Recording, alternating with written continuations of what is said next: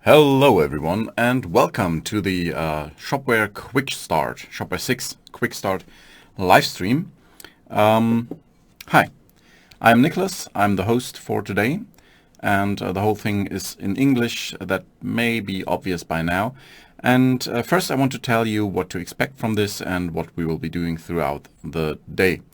Now, this is a quick start and it will be recorded. So there are two kind of people, the ones who watch this live and the ones who watch this afterwards when it's recorded.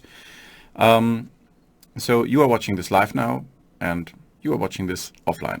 Okay, what we'll be doing today. Shopware 6 is a new product and it's currently in the developer preview.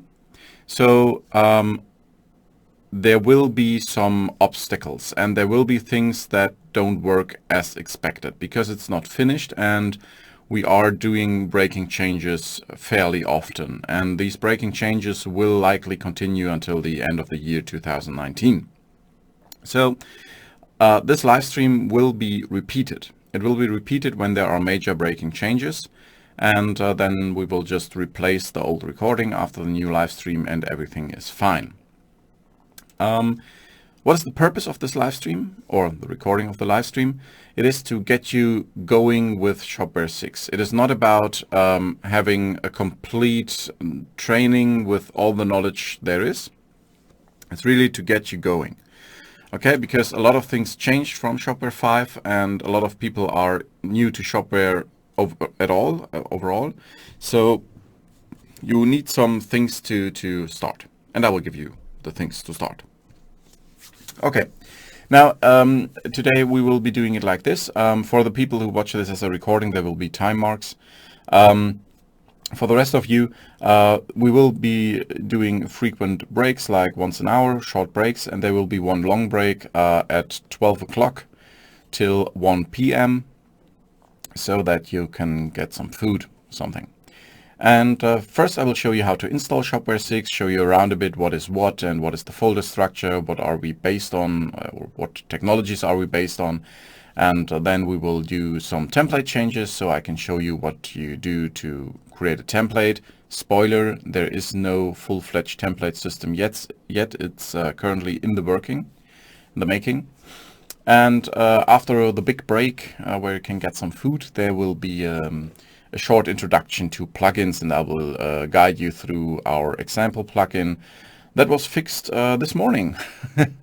Okay, so just to show you, there are changes and things change often. So what you should try to get out of this video you're seeing is ways to know how to work with Shopware even though things may change. So to get the general knowledge and know how to get updated knowledge, apart from an updated recording, of course. Okay, so long story short, let's start. What you are seeing in the background right now is the Shopware documentation. The Shopware documentation is updated frequently, but maybe a little bit behind the code, as long as we are in a developer preview. It's this move fast break things thing a little bit. Okay.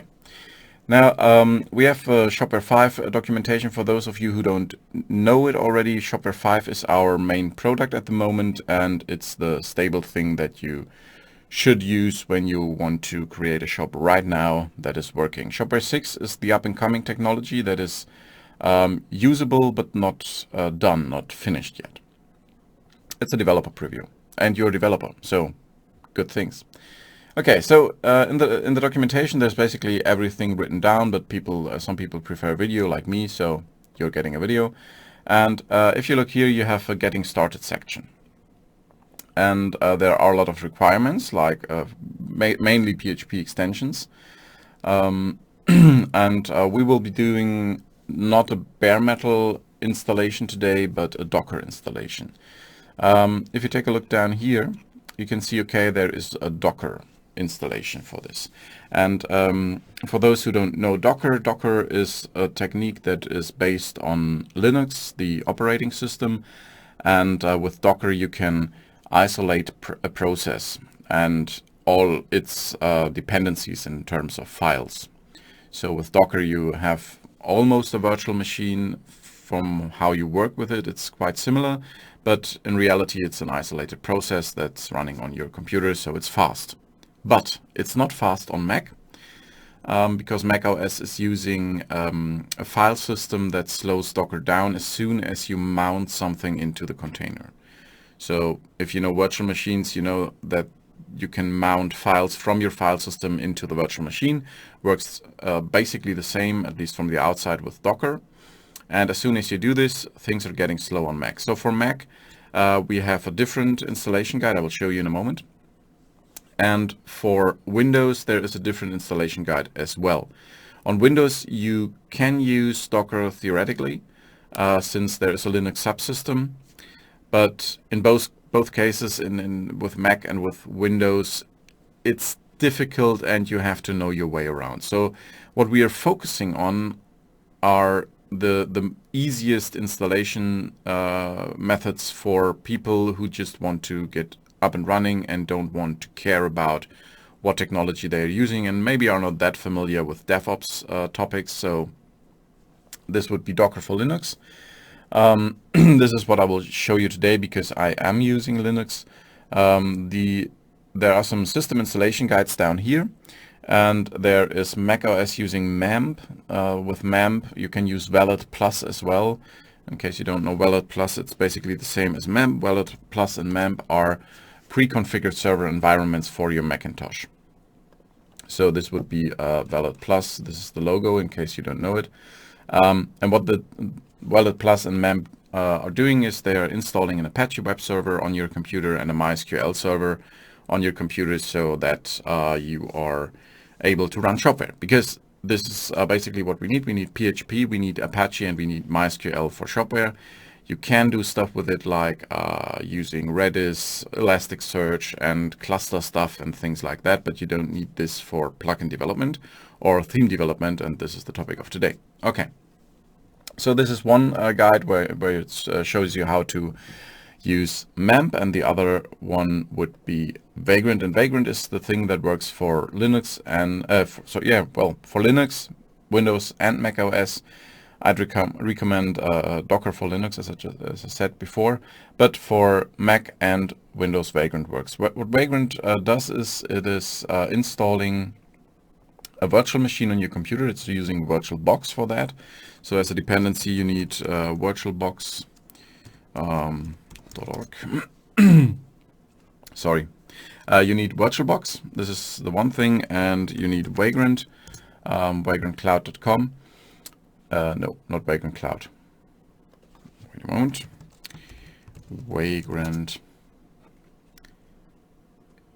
Vagrantapp.com. Okay, just vagrantapp.com, and then you can download Vagrant. Vagrant is a technology that automates VirtualBox. So we have a Vagrant file for you, and with that Vagrant file and some Ansible stuff, you get a computer in your computer that is pre-configured with Shopware.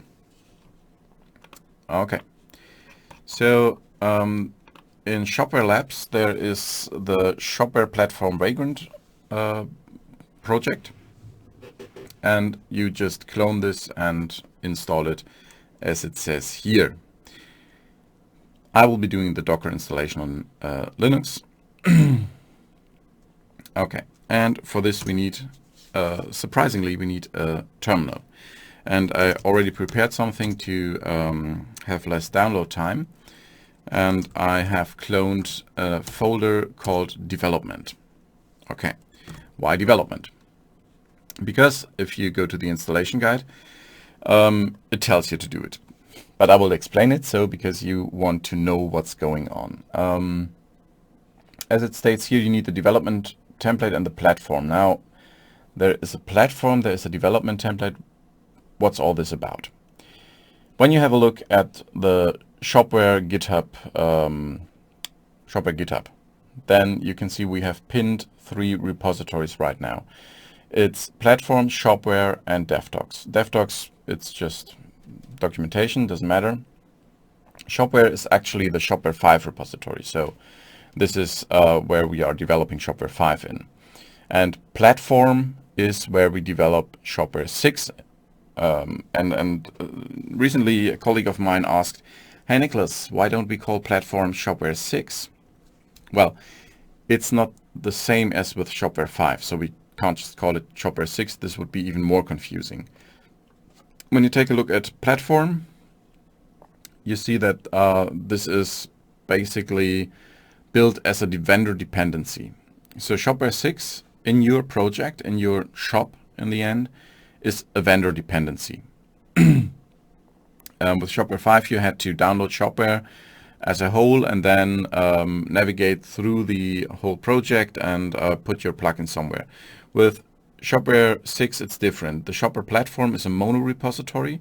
So when you take a look at the source folder, everything in here will, in the future, we are not ready for that yet, but in the future will be split up into read-only repositories. So you can say, I just want to have the Shopware 6 core, or I want the Shopware 6 core with the administration, but I don't want to have a storefront, for example. So you can mix and match your different components here. So your Shopware 6 in the future, right now you have to have platform in its whole with all code. But in the future, it's more like, okay, I want to have the Shopware 6 core, but not Shopware 6 as the whole experience. So this is why we're calling this platform, because your Shopware 6 might not be the Shopware 6 of the next person using it. Now, if you have a vendor dependency and this is Shopware, then of course you have a problem because it's a vendor dependency of what? And this is where Symfony projects come into play, because we are based on Symfony. So if you know Symfony, and this is the first big thing, you should know Symfony, and then Shopware 6 is easy. We are doing some special stuff, but in general we are using Symfony full stack. The special stuff is there is no ORM. We are not using an ORM. We are using a so-called DAL that we wrote ourselves, a data abstraction layer. And this data abstraction layer we are using because it can do things better than a general purpose ORM like Symfony Doctrine. Okay?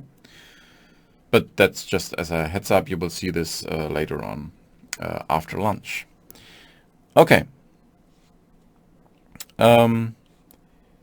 Now, the platform. The platform needs a development template, and the development template is right here, referenced. This is a default Symfony project template. Okay. Oh, one thing I forgot to mention. During this live stream, since it's recorded as well, I won't be answering questions from the chat. But I'm not alone, so here is someone, it's Raphael, he's doing the technical part of the live streaming video things and will answer questions as well. Okay, so, but actually I have the chat open, and I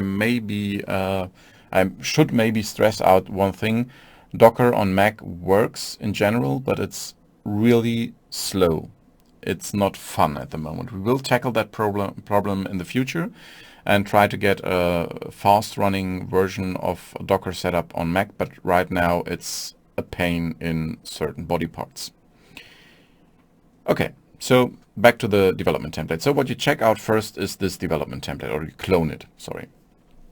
And as you can see, there is not much to it. If you go to the source folder where all the source code lives, there is just a kernel PHP and a command folder, and in the command folder there's some debug generator stuff, and the kernel itself is just 19 lines of code. And all this kernel does is it loads the Shopware kernel. So this is why it's the development template. It ties all things together. You have a custom plugins folder. This is the one we will be looking at today the most, because this is where your development takes place. Okay, of course you could do your own template based off of this template, and in the future there will be a template for a productive shop, a production shop. Right now this is only for development, so it comes with a lot of stuff you'd only need during development. Okay.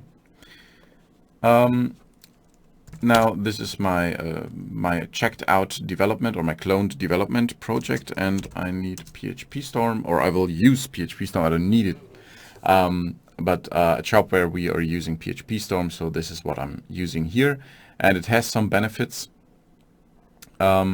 But in general, you could use any IDE you are familiar with, but I'm using PHP Storm. That's fine, and I will give you maybe some tips and tricks for developing with PHP Storm. Starting with, hey, there is a Symfony plugin for PHP Storm. So you have to install this if you press double shift and then type plugins in PHP Storm. This should be the first thing after you open your development template. Then you have plugins here. One moment. I clicked something wrong. Install plugins. There we go. And then you can just search for Symfony. In my case, it's already installed.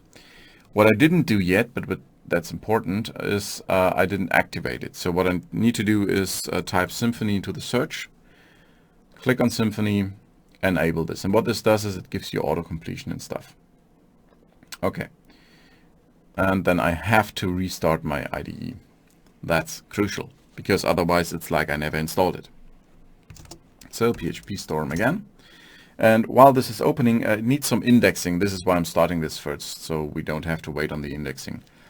The second step after cloning your development platform, as it says in the installation guide, is to clone the platform dependency right into the root of your development folder. This is only because your IDE works better if you have it in the root folder of your development repository. In the future you won't need this, but right now do as it says. Okay, so now when you cloned development and then cloned platform in this folder, here is your platform folder, then you are ready to go, more or less. Okay, great. Now if we look at the code base here, let me just make this a little bit bigger. Great.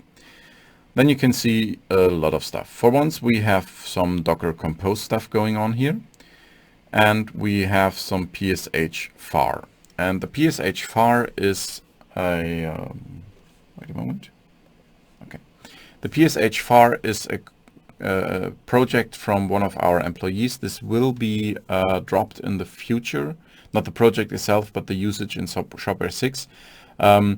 It's short, PSH is short for PHP Shell Helper, and all that does is it executes shell scripts and substitutes variables while doing so. So we will do this with makefiles, at least to the current planning. If there are some changes, I will update this in a future live stream, of course. So PSH is one of the things we are using to set up our environment. And the second thing is hidden in bin, and it's bin console, and unsurprisingly, this is the default Symfony console binary. Okay, so before we go further, let's wrap things up what we have so far. We have a checked out development folder, or a cloned development folder, sorry. Always mix this up, I have no idea why. We have a cloned platform folder inside of the development folder right here. And last but not least, we have some dependencies that we need to start. Before I tell you the dependencies you need after checking out for this, that you obviously need Git, one heads up. When you clone your development, right here in GitHub, in case you don't know, there are two options. You can either use SSH, or you can use HTTPS. And in case the cloning via SSH does not work for you, just use the HTTPS option. Then you have to replace the URL from the documentation with the HTTPS URL. This may be due to restricting firewalls from your network administrator, because you don't want you to use something else than port 80 or 443. Okay.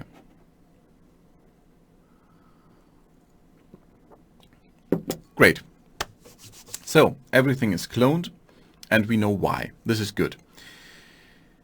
Currently, as I told you, we are using PSH and not makefiles. So although we are using Docker, we need PHP locally. And I myself, I'm using PHP 7.3.6. You need at least PHP 7 to 14 to make this work. Okay. And then we have as the next dependency for the Docker installation, obviously, Docker 18096 Community Edition. And we have Docker Compose as the last dependency. And this is currently at version 1.240. Newer versions may work as well. Okay, so with all that, we can start setting up Shopware. As I said, PSH is our DevOps tool here. And when you just issue psh.var on your console, you're getting a lot of stuff. And this is categorized, and this is a representation of all available scripts. So currently, at this time now, June 24th, we have 82 scripts available. We have some general purpose scripts. These are categorized under default. For example, a cache script. What does it do? It clears the cache. There is a Symfony way of doing this, and there is the hey, let's delete the cache folder way of doing this. And the hey, delete the cache folder way is PSH. Only do this if you have some issues with the cache. Otherwise, use the console version. We will do this later on. Yeah, and then we have an init and an install, and this is stuff you are using whether you're using Docker or not, the init and the install. The only difference is when you are using Docker, you're using init or install inside of Docker. If you're not using Docker, you're using it on your system or inside your Vagrant box. Okay, and then here is some Docker stuff. In this case, we need Docker start, stop, and SSH. For those who know Docker, you can stop screaming. There is no SSH server installed inside the Docker container. This is just a fancy way of saying, hey, you get a console or a terminal in the context of your Docker container. In the background, what happens is we are doing an exec in the container and starting a bash. Okay, so everything's fine. Great. So let's start the Docker and see what happens. psh.var docker start. Now this will take a long time on your system. On mine it is pretty fast because I already built the images in advance. It takes like 7 minutes or something. And what happens here is, as I just said, it builds the image. So in case there is an update and you're pulling a new version of Shopware development and platform, then you definitely want to rebuild your images. So with Docker, you can do it like Docker images. Then you get all the images that are currently installed, and then you can go Docker RMI and then either use the image ID or you can delete all images. And of course, this will, if you delete all images with Docker RMI $docker ps minus Docker images minus Q, this will delete all images that are on your system, so third-party images as well that have nothing to do with your Shopware installation. There is even, in case you have some problems after updating with Docker, there is even a more advanced command that you should only use if you want to have your system as if you never had Docker installed. It will delete all images, all volumes, all networks, all everything that has something to do with Docker. It is a Docker system prune -a. I had to do this in the past because things didn't work out. But Docker system prune -a is the last resort. So if things go bad, this is the way to clean your system from all images, volumes whatsoever. Everything. It's gone. No data whatsoever. Of course, mounted data still stays, but you know Docker. In the case of Vagrant, this would be deleting your Vagrant machine by issuing Vagrant destroy. Okay? And with Wallet Plus, it is reinstalling macOS, for example. Of course, reinstalling macOS will do a whole lot more to your computer, but I hope you know that. Great. So now we know what to do when things go bad. Docker PS, let's see what's running. There are 3 containers running. The development app server. This is basically there is the Apache inside. Then we have adminer. Adminer is basically the same like PHP admin, but it works better for us. And we have the MySQL server. That's it. You don't need more than that for Shopware 6. Well, you don't need that more for Shopware 5 either, but that's not the topic for today. Now there is port 8000 and port 8080. That's open on your system, so make sure these ports are free before you start it. And then for adminer you have port 8080. Yes, and you have 8001. And on port 4406 there is a MySQL server listening, but you only need this if you want to connect PHP Storm or WebYock or whatever to your MySQL server and do not want to use adminer. Great.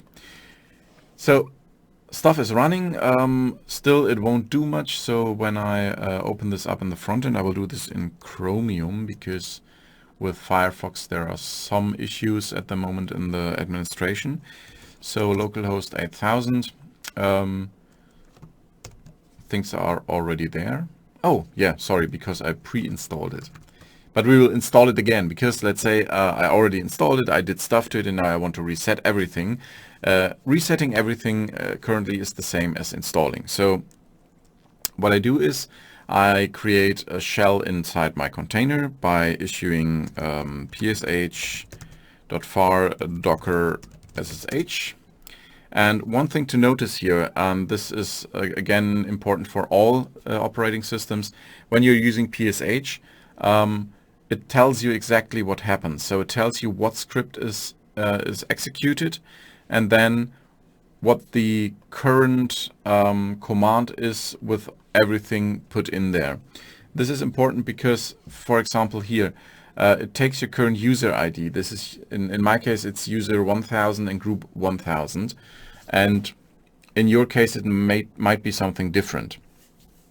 And if that's the case, you have to change the Docker Compose file because then things don't fit together, because the user inside the container usually is user 1000, and if your user is a different user, then it can't access all files, stuff like that.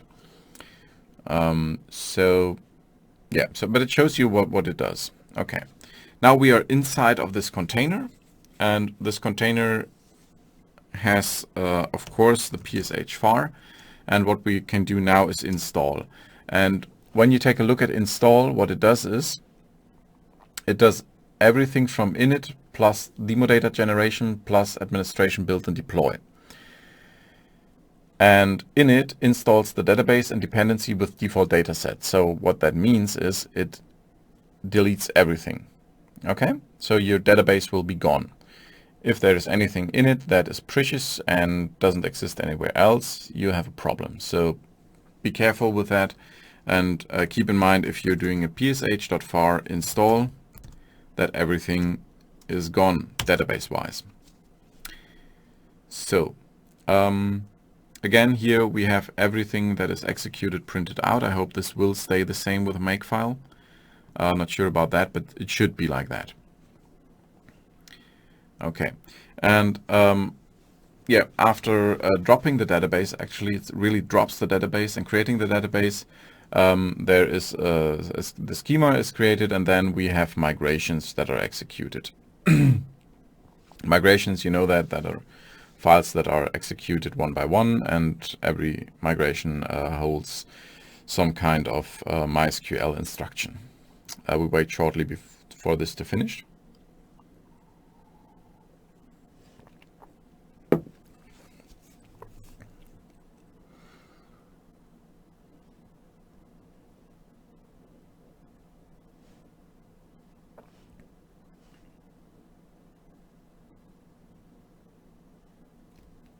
Oh, I just read that some people from the community may want to create a pull request for the Docker on Mac thing.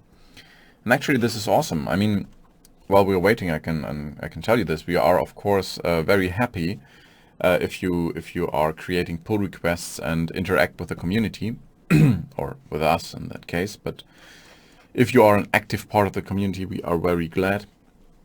On platform there isn't that much traffic right now because it is a developer preview.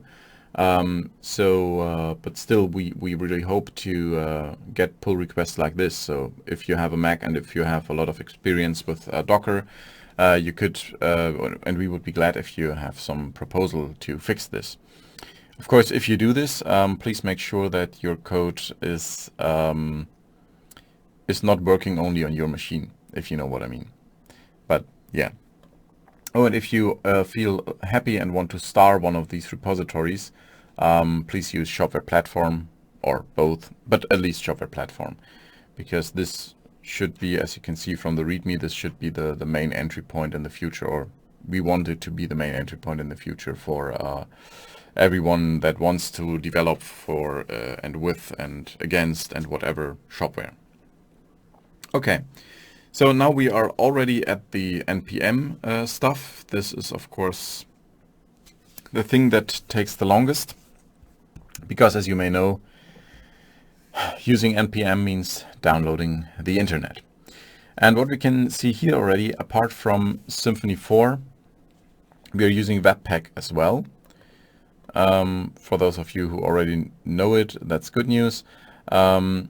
For everyone else, Webpack is software that bundles your assets like CSS, JavaScript, and minifies it and compiles Sass and stuff like that. Okay, so after 3 minutes, our shopware is set up. Awesome.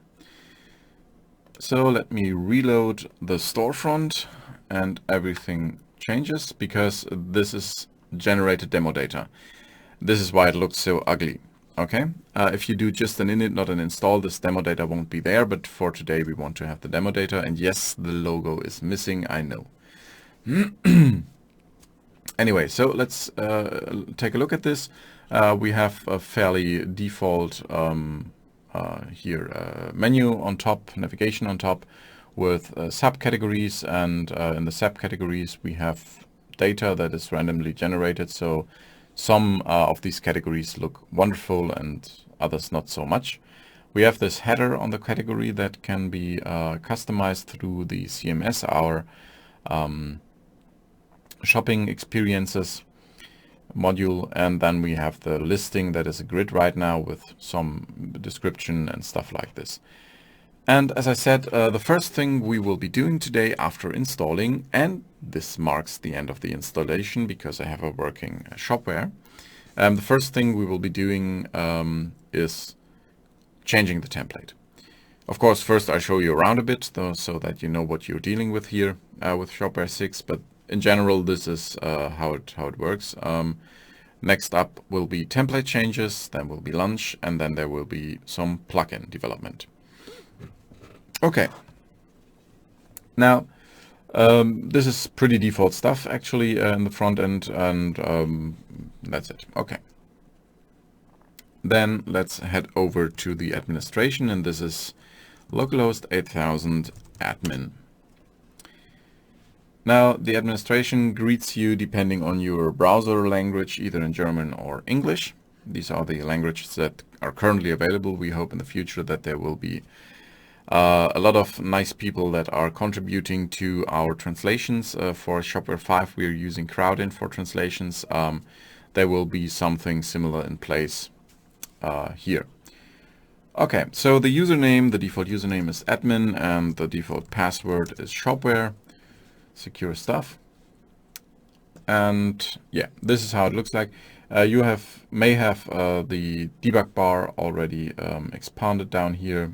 I will come to this later. Okay, so this is your dashboard. There are interesting things on here. This will get more and more interesting over time. We have the catalogs. There's products, categories, everything around products, so to say, that are from the data view. Then we have orders, customers, content, and there is the interesting shopping experiences menu entry. We have marketing and settings. As I said, this is not in general something that's complete or anything. We are talking about a developer preview. So there are a lot of features missing, and the features that are there may break at some point. I have to do something real quick. A moment. Forgot to delete that. Okay. Great. Then we have sales channels down here, and sales channels is a concept in Shopware 6 that's really powerful. Well, powerful, powerful. We have one headless sales channels by default and one storefront sales channel. And a sales channel in general can be everything. Right now there are only headless and storefront channels, but in the future there may be more. Now, when we take a look at the headless storefront channel, it has a name, it has payment methods, shipping methods, countries, currencies, languages. You can have a customer group that's assigned to this, and you set some defaults here. The navigation, you can set a catalog for this. You have the entry point for some navigation stuff and an API access key. If we take a look at the storefront sales channel, it's basically the same. There are a lot of countries. Oh, and there's a new country that's called... Sorry. I hope this will be changed soon. The new country is Israel. Okay. Hey, why not? There are some currencies, languages, and down here we have domains, because this is a storefront sales channel, so it has a domain. And it uses a storefront. And you could do different sales channels for different purposes. You could use one different storefront sales channel that is not using our storefront that you can see here, but something different you developed yourself or some third party. Because Shopware itself with Shopware core is an API first headless system. So that means every functionality that is either in the front or in the front end or in the administration is implemented first in the API, so that it's usable via API, and then it's implemented into the administration or the storefront or both. And you can, in the future, right now you have to have the whole platform, but in the future you can require only the core and go from there if you want to. Or only the administration and the core and do your own stuff with the front end, because, I don't know, you have a plane and you want to sell your customers on touch screens some tomato juice, whatever, it's up to you. Okay. So these sales channels, they are creating a context, and a lot of times in the source code when developing plugins or when developing themes, you will stumble upon sales channel context. And this is exactly what it is. What tags do I have? What customer groups are allowed and stuff like this. This builds a sales channel, and this is the context of the request you are getting. You have languages here as well. And you can, for example, add a different domain or something and create a second version of your shop with a different language. And speaking of languages, when you go to catalog products, and let's open the Fantastic Linen Citizen Canine. Then you can view this in English or German and change this accordingly for each language that you have. So if you know Shopware 5, you know that translating catalogs is a bit of a pain in Shopware 5 because of the history of Shopware 5. So it's not the way that it's optimal, although it works. This is now first-class Citizen, the whole translation stuff. We will see this later on the template. Yeah, and same for categories. If you have some catalog and you have some grocery category, whatever, you can change to German and then change this name for this category only, for example. Okay. But so much for the oh, sorry. My chair is squeaking a bit. I hope it's not too annoying. I try not to move. It's one of my core abilities to not move, so yeah. Okay, so now we have set up our Shopware. I explained a little bit about what Shopware 6 looks like and what you can do. And now we want to change things. And to change things, I first want to tell you a little about what technologies we are using in the Shopware 6 front end, in the storefront. Okay, so now this is only about the storefront until lunch. Great. Now, I have some slides, and these slides are work in progress, rough cut slides from the guys who are preparing full-fledged trainings right now. So they don't look good, and the content is not complete and may change in the future, but this is what we have right now. As I said, we are in the development preview process, so this is what we have to deal with, but the information still is fine. For example, storefront technology Bootstrap 4. Those who are using Shopware 5 right now may be clapping now. So this is a default technology. In case you don't know Bootstrap, I don't think anyone out there who's doing web stuff is not knowing Bootstrap, but hey, I'll still show you. Bootstrap is a front-end component library. Easy as that, and if you say go get started, then you have your whole documentation there. And components in this case means something like these alert boxes. There is a grid system. You have forms that are looking a certain way, stuff like this. And there is a domain, shopware.design, that is work in progress. So the Shopware 6 admin UI is one of the things that it's used for. The Shopware 6 admin UI is not part of the Quickstart today, so I will not show you how to do stuff in the admin UI and change things there.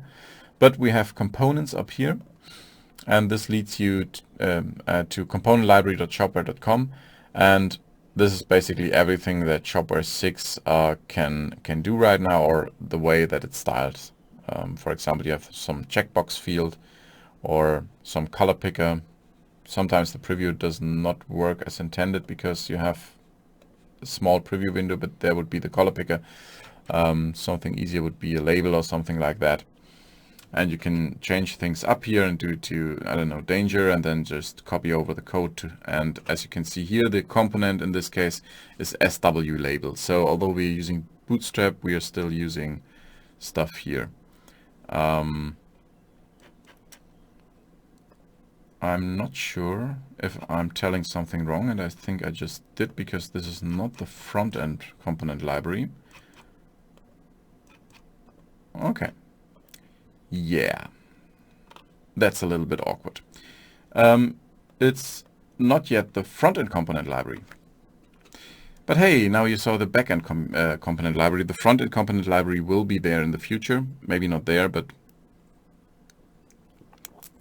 it will be there. Okay, just forget the component library thing and use default Bootstrap and look in the code. It's not as documentation on Shopware design at some point in the future. Sorry for that. Okay, we are using CEST with SCSS. CEST again is a CSS preprocessor. So it's cestlang.com. And a CSS preprocessor, in case you don't know it, is something that has a certain syntax. We will come to this later. Like this, you can have a variable. Oh.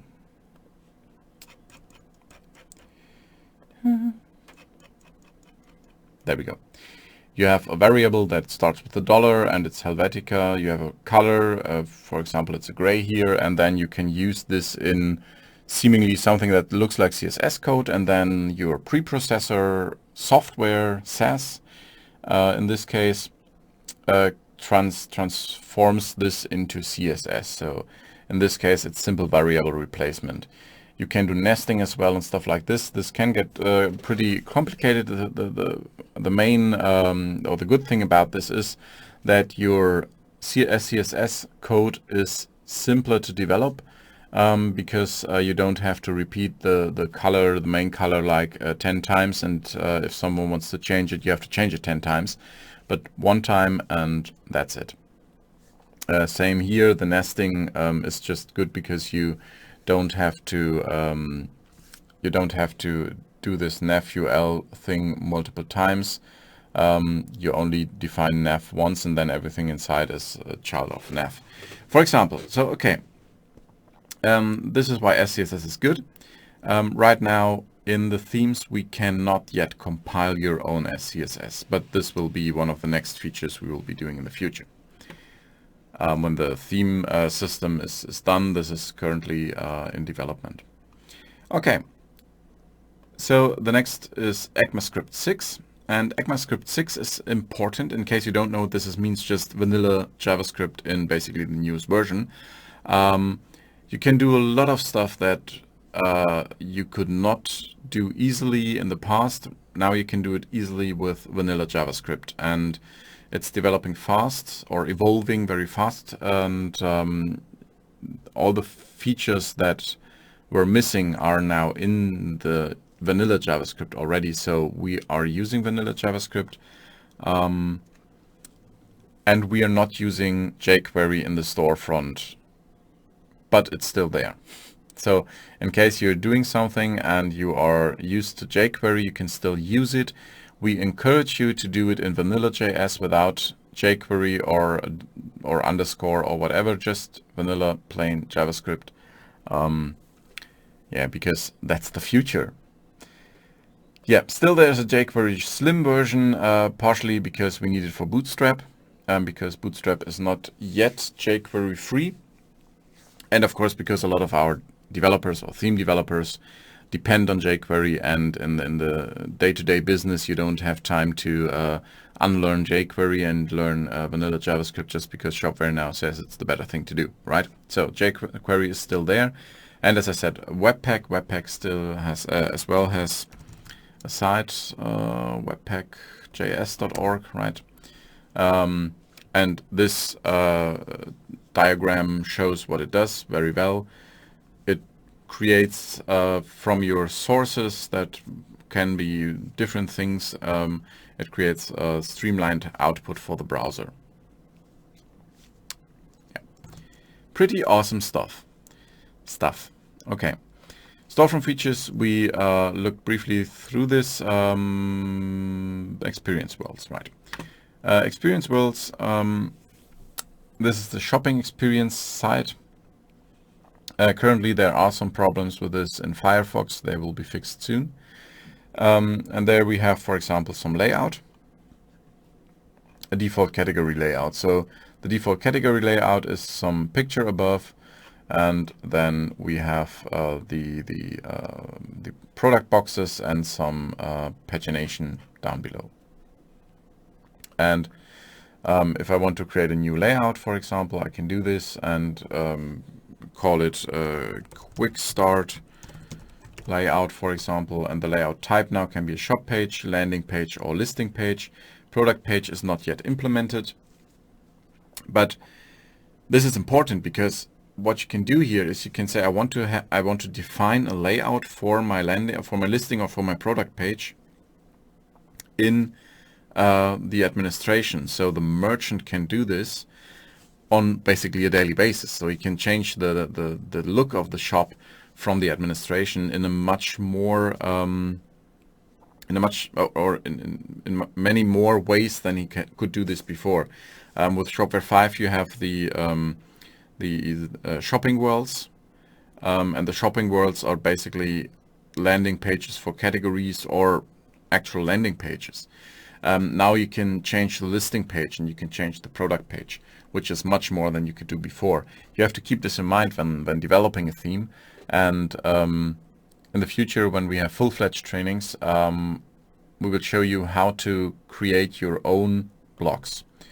So in this case, when we're doing a listing page, as you can see, this is a product listing block. And in the future, you can even change these little boxes here. Right now, you can just do some predefined some predefined layout types for this, but in the future you can change these as well. And now I can add some block, and I can say, okay, I want to have some block on top here, and then I can use this as a listing for a certain category, for example. So one category should only have these big images and maybe some text on top, things like that. Okay, so this is the shopping experience part. Fun stuff to play around with, but again, not ready yet. It's there, it does things, but not all the things that it will be doing in the future, and not as good as it will be in the future. But still fun. Okay. Next thing is mobile concept. I don't have to say that much about it. We are still building mobile first. So there is a min width. So everything you are defining in your CSS per se is for mobile, and then you say, okay, if it's mobile landscape, I want to have different CSS rules, stuff like this. But you're building mobile first. Off canvas menu and off canvas cart we have still here. So when I do something like want to have iPhone X, no, I don't want to have an iPhone X, but I want to use the size of an iPhone X here, then you still have this off canvas stuff here that you had before with Shopware 5, or that you have right now with Shopware 5. Okay, great. Okay, so much for the features. Now we are looking at the folder, and I will show you this in live in the IDE. There is my IDE. Okay. Now, as I said in the beginning, I have to repeat that because it's some time ago. Oh, we are only streaming 50 minutes. Feels longer. The thing is, right now, there is no complete theming system. So to make changes to the current theme, you have to do this via a plugin. This is completely painless. I will show you later on. It's no problem at all. But you can't go into the administration and say, I want to create a new theme and I want to inherit from this theme, or this does not work yet. At least not in a way that I can show it to you. So what we are looking at now is, first we want to have a reference, of course. This is the default storefront theme. This is in platform. And we will create our own plugin in custom plugins in a moment. Okay, but first let's have a look at the theme that actually comes with Shopware. As I said, it lives in platform. And there we have source, and now we have administration, core, documentation, and storefront. And for this part of the Quickstart today, we will be using we will be looking at the storefront folder. And there we have a resources folder. And inside the resources folder, there is a views folder. And this is where we want to, or where we have our reference. Because inside the views folder, there are all the different parts of the template. There is the main template. If you look at the base HTML twig, for example, you can see doc type HTML. Okay, this is the main layout, right? Now I don't want to go too fast over this because what I just said is base HTML twig. Some people may not know it, but Symfony, as I said, we have full stack Symfony, apart from some things that we are doing different. We are using Symfony, and thus we are using Twig. Okay. The Twig is something that comes with Symfony out of the box, and I'll show you real quick before we are looking further at the template. Twig.symfony.com. The logo are these little grass thingies. We will see them later on again.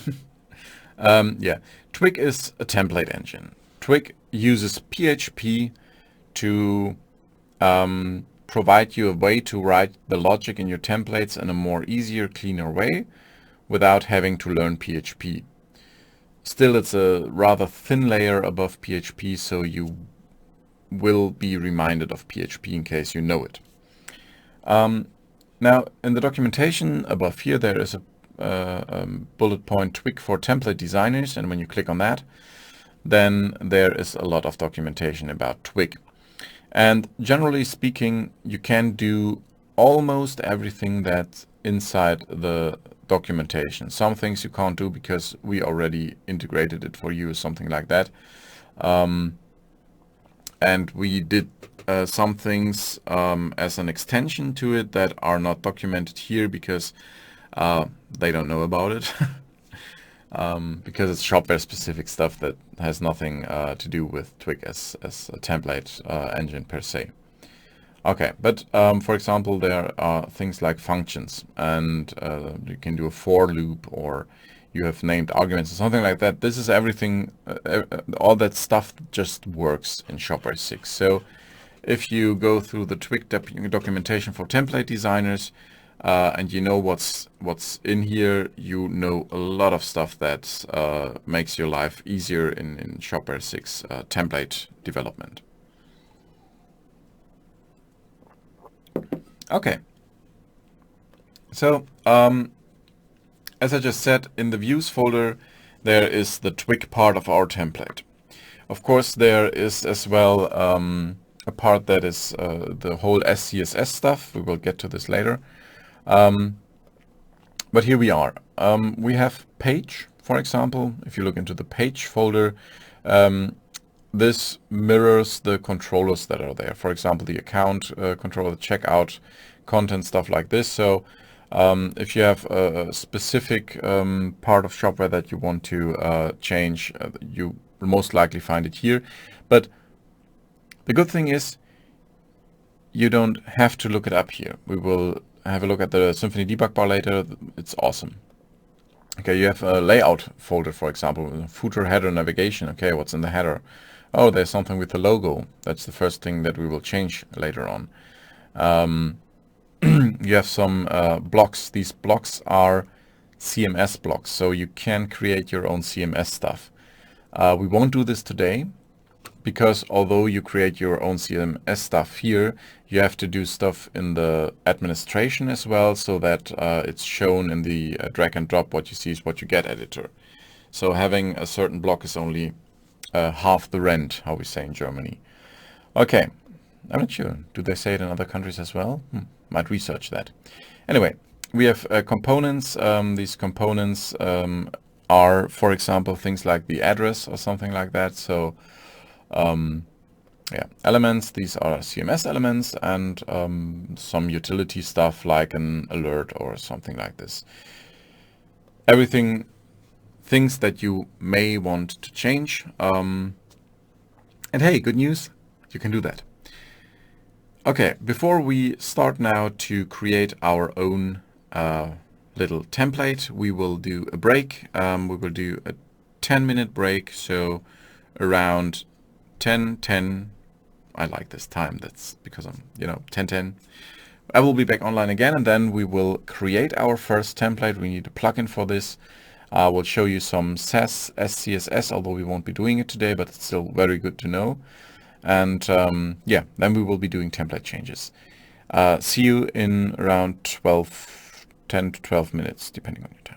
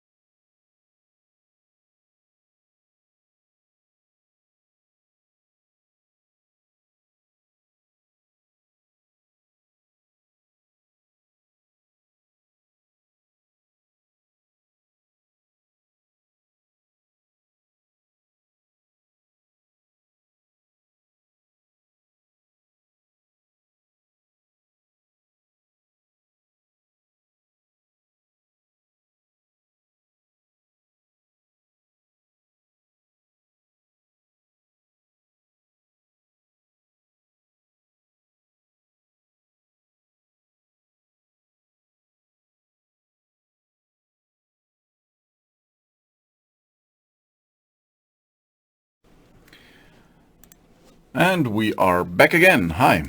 I hope you enjoyed your break. I will have to refill my drink real quick. Okay, just making sure not to show the bottle because this is an advertisement-free stream. Okay. Oh, I have to close the door. One moment.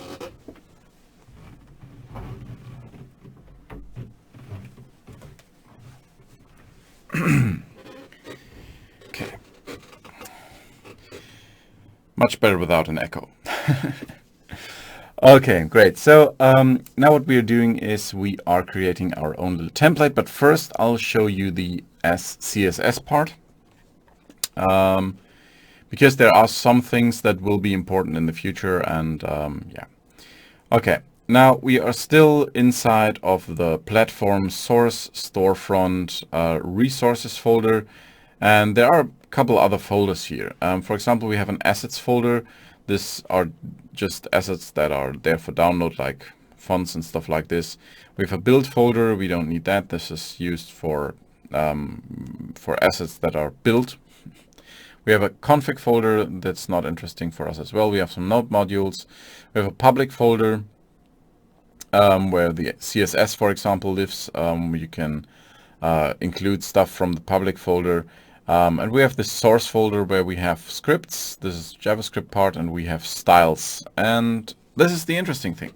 So source style is the folder where in your theme in the future there will be SCSS as well in your theme. As I said, this doesn't work right now. But if you take a look here in the base SCSS, there is a link where it states the file organization follows the 7.1 pattern architecture. And if you know how this works, the 7.1, should update the link. Yeah, there we go. The 7.1 pattern. It's from CEST, and if you know this, it's easier for you to get through the whole CEST structure. So what the 7.1 pattern means is that you have 7 folders and 1 file. So in our case, we have these 7 folders, and we have 1 file and another file that we don't mention because then it's a 7.2 pattern. So we just say it's 1. No, we follow loosely the 7.1 pattern. So if you know the 7.1 pattern, this will be easy. But now there is a different, there is a variables SCSS. So we have 2 files, but that's no problem. Okay, but we are importing stuff here, a lot of stuff. And how this is organized, you can look up in the 7.1 pattern, like the base components layout, the same here. We have base component layout. And what's inside these folders basically is the same roughly as it's stated here in the documentation. And why this is something special and important and wonderful is we now have skins. Now, what's a skin? A skin is something like this. We have a shopware skin, and the shopware skin is right now hard-coded. In the future, you can change this in your theme. There's the import for skin shopware base, and just to give you an impression of what a skin actually is, let's take a look at the front end. Or at the storefront. This is what shopware looks like, the shopware storefront with a skin, right? So let's put something in the shopping cart, for example. This is what the shopping cart looks, and let's go to home. This is what the home folder looks. Now let's just to show you what a skin actually does is let's comment this out. I'm doing this in the base SCSS file. I comment out the skin import statement, and then I have to recompile the storefront because, as I said, CEST is a preprocessor. So there's that. Now in bin console, let's have a look if it's there. Let's cache clear. I'm not sure where it is. PSH or bin console.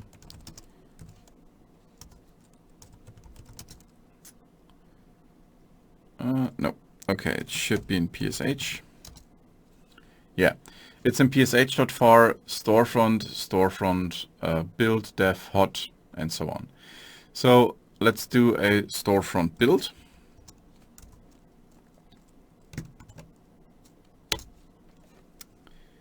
And now it's doing exactly this. Webpack is building the storefront and compiling the CSS.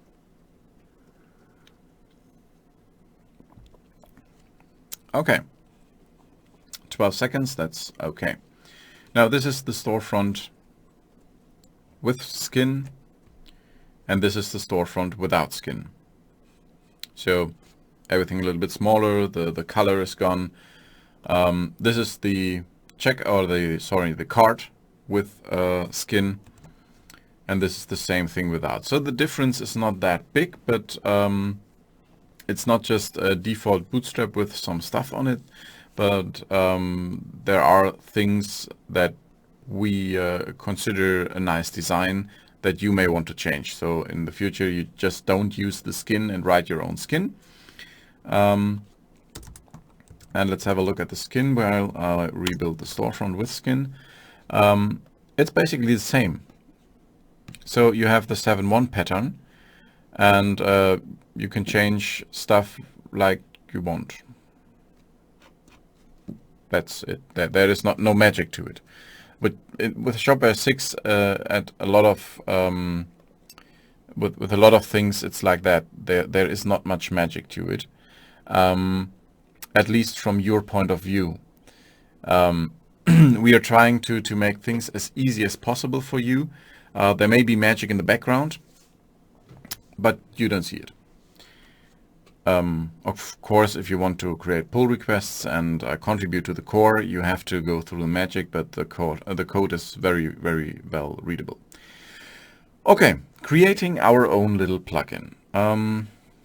I promised you there is no hassle creating a new plugin, and I live up to my word. Now let's have a look at bin console. In bin console there is a lot of plugin stuff going on, and there is actually a plugin create, which is awesome. So let's do plugin create, and let's see what we need to give him, and it's just missing a name. So let's create a new plugin.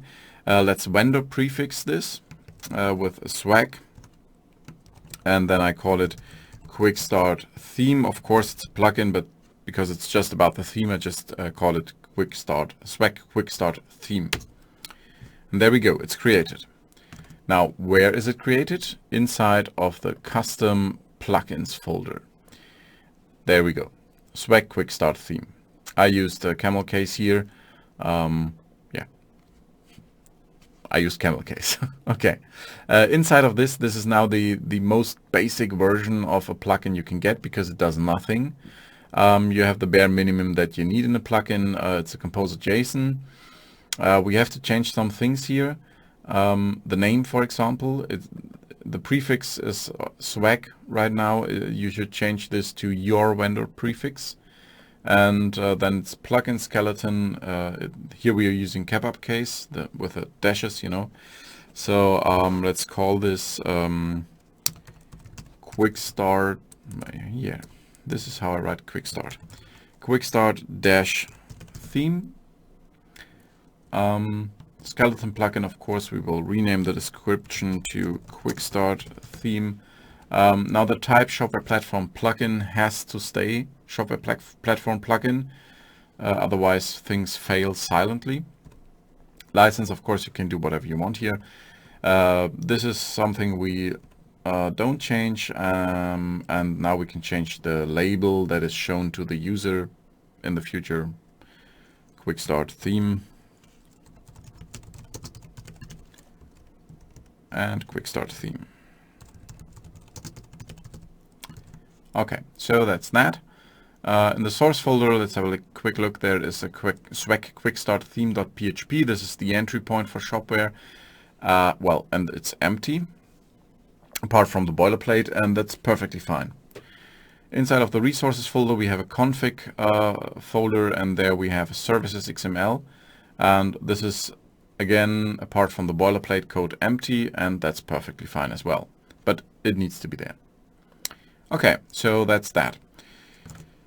Now for enabling, disabling, installing plugins, we will be using the console. So bin console, and in the plugin section here we have plugin install and activate, and we have a list and we have a refresh. That's what we will be using now.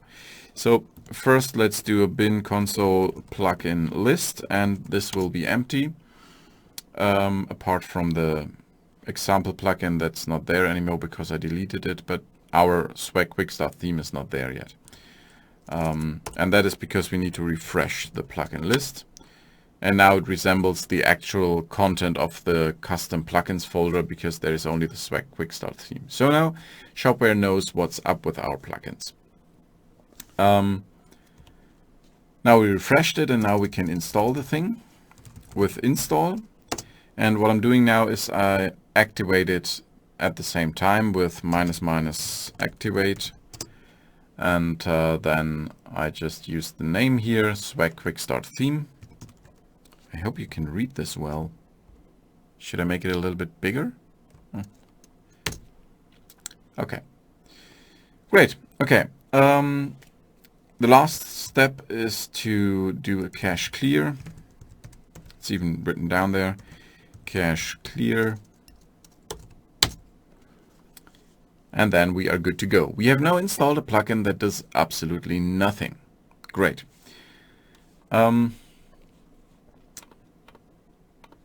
Let me just quickly close this. Okay.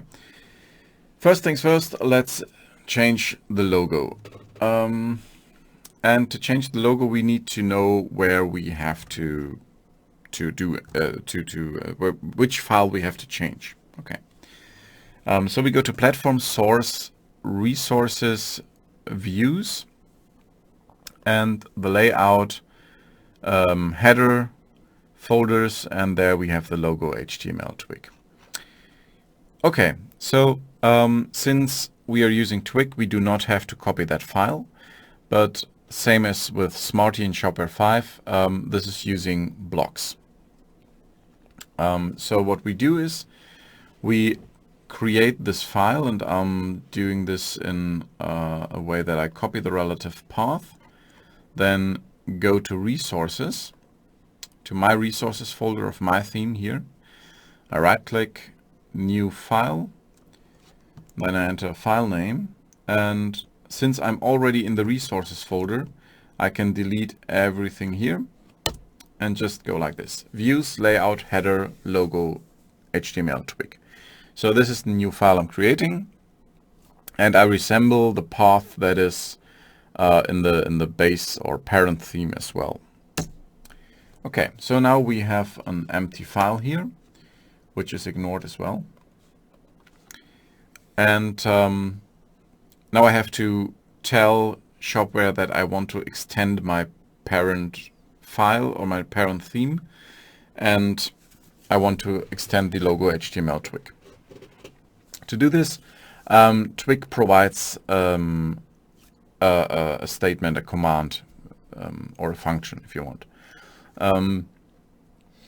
And to create or to call something, a function, something that does something in twig, we are using a special syntax, is the curly braces followed by a % sign, and then a % sign followed by a curly brace to end the statement. Now, if you look at the Symfony documentation, the keyword to use here is extends.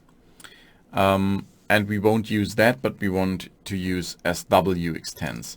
SW extends is, it does basically the same, but it does something more, because what the default Symfony is not or cannot do is multiple inheritance, and it can't hot load stuff that well. Because Symfony aims at projects that you program and that's it.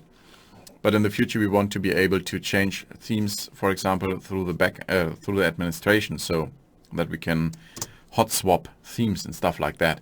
So this is one of the reasons why we built the SW extends. And then we just have to tell what file it is. So back to our slides. Oh, wait. There is a lot of slides here, but I have it somewhere here. Yeah. Previously, if you already know a little bit of Shopware 6, we used this storefront syntax. Now we are using the parent syntax. Okay? And now I can copy this. Easy. Yeah, but no, what we are doing is we're using parent as the keyword. We want to extend the parent. And then we use the path from the views folder. So this is our base reference, and since that it's just layout header logo HTML twig. This is all we need because it automatically looks inside of the view folder. Okay, great. Now we want to do stuff, and to do stuff we need to extend a block. Now what's a block? A block is fairly easy. If you take a look here, the blocks are everywhere. Okay, and the block is just a defined part of code. So for example, if you take the block that is named layout header logo image tablet source, long, isn't it? It starts here and it ends here. So if I want to change anything that's inside here, I can just redefine the block in my file, and then I can change the content without having to copy everything else around this. Okay, great. Now, as you saw here, we want to change the block header logo layout header logo image. It's this one here, and everything that's in here is just a picture. So what I want to have is I want to have a subtitle to this picture. The picture right now is not there. I'm not sure why. As you can see here, it's broken somehow, but we don't care. Subtitle for a broken image is fine as well. So what I can do here is I can take this block, go back to my file, to my logo HTML twig, redefine this, put an end block to it, or an end block statement, and that's it. Now I can do stuff with it, and for example, I can do an H1 and say just hi.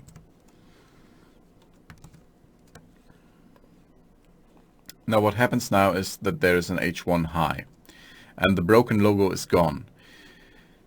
Why? Because by default, if you redeclare a block in your file, what happens is that you override all content that's in the parent. If you want to use the parent content in your block as well, and in your overwritten block, then you can do that by doing just a parent statement or a parent function call. And if you want to output content in Twig, you do it with double curly braces. Okay, something inside double curly braces is expected to return a string or be a string that is then output in the HTML in the end. Okay, we will change this to a div really quick because that's really big. Okay, so now I have my parent output, and below that I have a div saying hi. So when I reload the page now, there is my broken logo, and below that is hi, and it's both a link because it is inside of the block here, and the outside of the block is a link. So everything inside this block, of course, is part of that linkage there. Okay, so well, let's change this to awesome shop. Much better. Overstatement is great. Okay, so now we have our subtitle here. Let me have a real quick look here. Right, there for example is this is from Shopware 5, but this still stands. This is how that looks in general. If you take a look at this product page, then you can see that there are a lot of blocks. All these colored sections here are blocks, and inside of these blocks are even more blocks. We will have an updated image for Shopware 6 in the future, but that stayed basically the same. It's like the Smarty blocks. Now we have Twig blocks, but there are a lot of them. And one thing that I want to show you is how you can find these blocks, or how you work with what's happening here. When you take a look at this page, if you followed along and installed Shopware without any hassle, then you have this debug bar open here. And this is the Symfony debug bar. So it comes with Symfony. For Shopware 5, there's something similar, just in case you are working with Shopware 5 as well. Let's go to, let's do a Google search for Friends of Shopware. And this has only one eye. Yeah. Friends of Shopware, there is a site on github.io, so it's friendsofshopware.github.io. And this is, these are people that like Shopware and do open source stuff, so to say. And there are some projects here already. And the most important one, in my opinion, is Flush Profiler. Different people may have different opinions on this. And the Flush Profiler basically does exactly that for Shopware 5. So you get a debug bar on the bottom. It does some things more, but it's basically the same.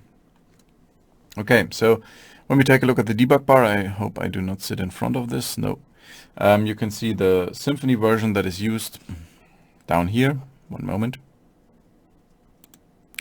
Great. This is the version that you're using here. You can see your PHP version. So in this case, because I'm in the Docker container, it's 7.2.19. And you can see what Symfony version we are using. It's 4.3.1 at the moment. So yeah, pretty neat stuff there. If something is not working, you can check what version you're using here. And where is my face? There is my face. Okay.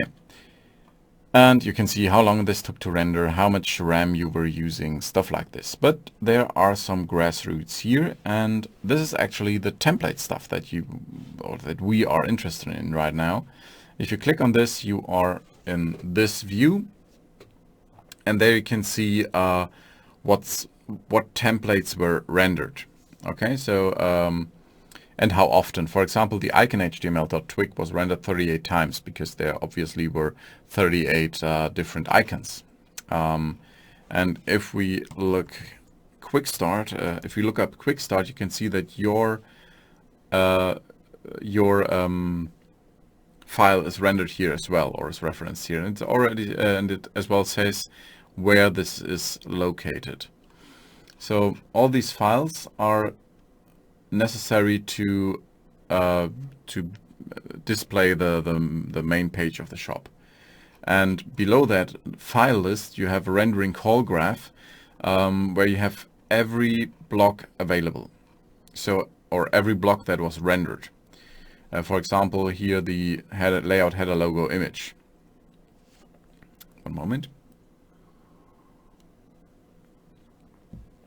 So if you want to have an overview what is currently rendered and what's going on inside the template, and is your block that you're trying to override, for example, you're trying to override a block but nothing happens, then you can have a look here if it's even rendered, because if it's rendered, it's in the list below where all the blocks are listed. Okay, and what you can do here as well is you can just click on something, for example the layout logo HTML twig, and then you can see the source code. Which is awesome because you don't have to search this in your IDE. If you see it here and you say, oh wow, what's that? You can just click on it and there we go. Of course you have no syntax highlighting here, but hey, something's always wrong. Okay, now so much for the storefront. Right, let's get back to this, to these slides. Okay, this is the block definition. I already told you this. Did I forget something? Yeah, no. Maybe to make things clear for block, I can just read this out again. This is a defined section of HTML code. You already know this. What's important is something like this, the title or the layout header logo image. Of course, this is a unique name.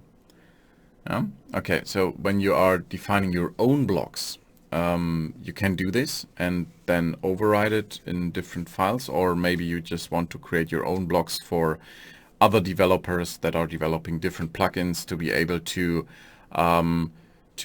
step in or to make changes to your theme through blocks. If you want to do this, you can just define your own blocks in your templates. And if you do this, you may want to prefix them with your vendor prefix. So the first thing should be your vendor prefix and then underscore something to make sure there are no collisions. And because they can be manipulated by other themes or plugins. Okay. This is fine. This is fine. We already did this. Snippets. Yeah, let's do this. Or I show you first and then we do this. What are snippets? As I said, translating stuff as a first-class citizen in Shopware 6. And snippets are something you already know from Shopware 5. And it basically works the same. You have a reference with a unique name, and these snippets are saved to the database, and they should be namespaced as well. So this awesome shop thing here, we just use a snippet for this, and we do this by going, okay, I want to output something here, and I want to output something that is swag Quickstart dot let's call it subtitle, whatever, doesn't matter.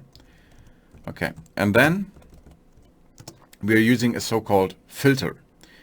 A filter is something that is that changes the output of whatever comes on the left. So the left one is the output, and then filters are applied one by one. You do a pipe sign and then you specify the filter you want to use. In this case, we want to use trans for translate. There are a lot of filters that are already built into a Symfony twig. There is as well a currency filter. I'm not sure if this works already, where you can format price and stuff like this, prices, because you know a price is different depending on who views the price, so you can't just output a number in your code.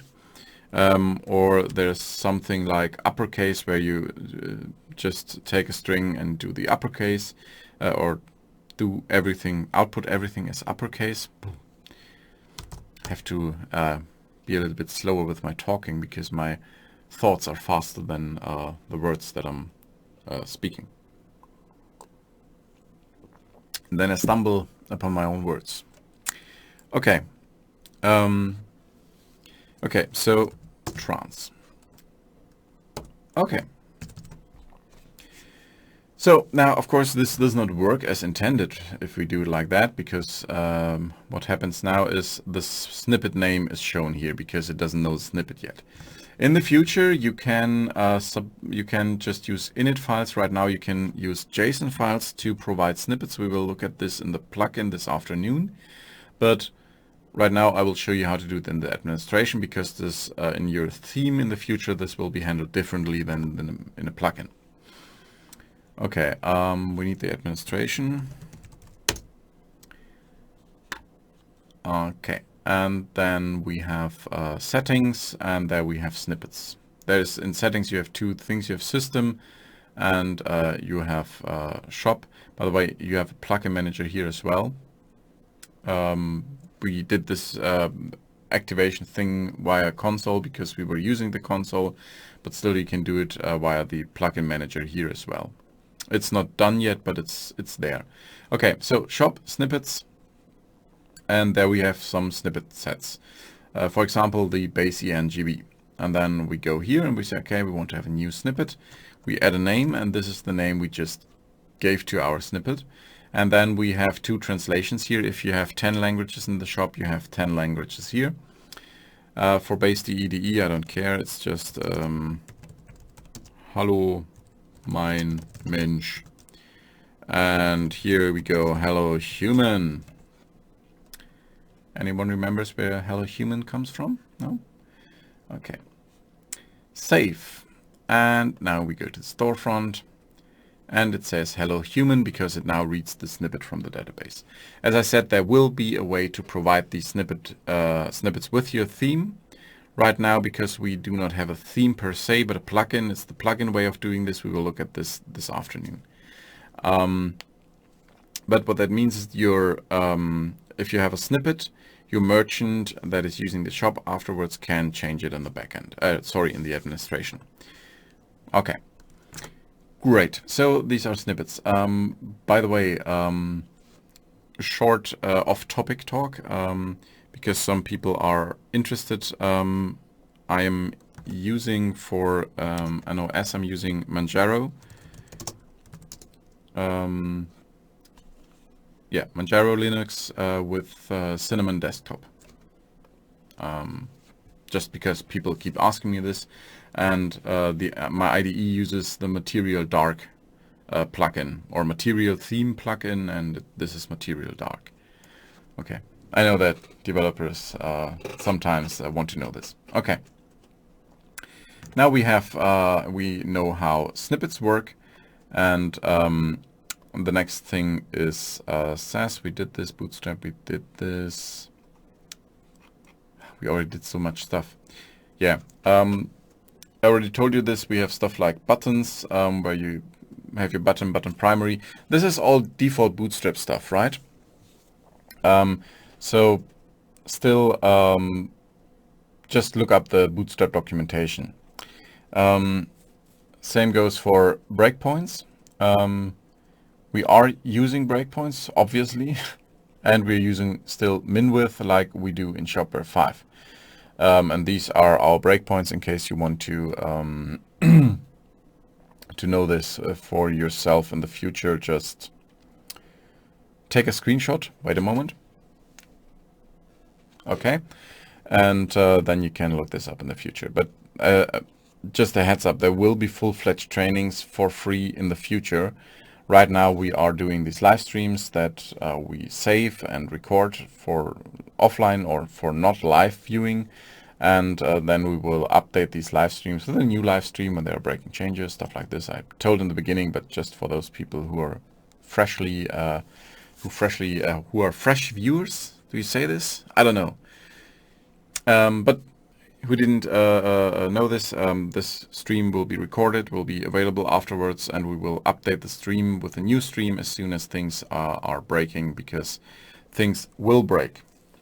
Yeah. Currently we don't have a theme JSON, but I want to show you this because it's rather important. This will be your theme JSON in the future, something like that. Yes, there is German, just ignore it. And your theme JSON will be your configuration file for your theme. So basically like the composer JSON you just saw, we have a name. We can tell the system, or we have to tell the system what we are extending from. And we can tell the system what files we are using. For example, we want to use the whole parent file. And our parent should be the Shopware storefront. We want to extend some Shopware plugins, and then we have some custom CSS, and the same goes for JavaScript. Okay. Okay. Great. Debugging. We come to debugging, and we are doing already some live coding. Great. Now for the next part. Let's do something with the page here. There is a description on the product detail page, and this description is something I want to change, just to show you some things in Twig.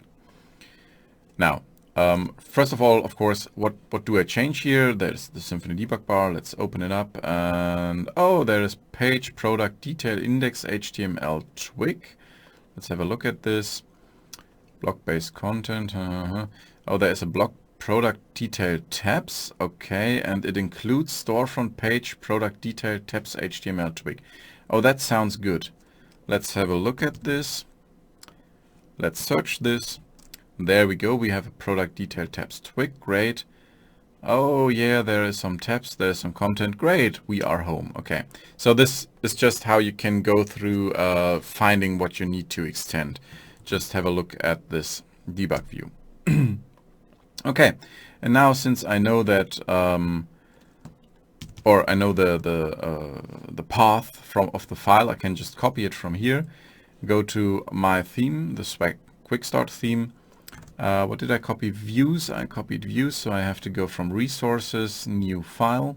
Just copy that in there. Okay, and there we go. Now we have views. All right. Now we have resources, views, page, product detail, tabs, HTML twig. Awesome. Okay.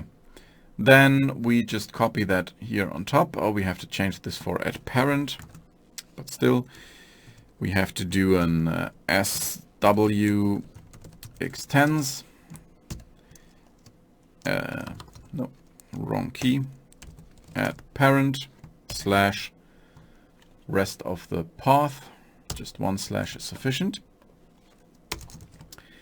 And then we have a look at this, and here is, for example, something content description. Okay, let's just override this block and see what happens. I have no idea, to be honest. This is the block name.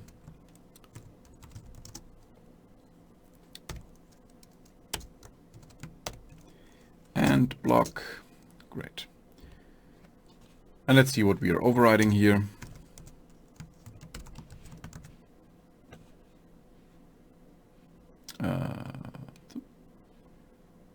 And reload.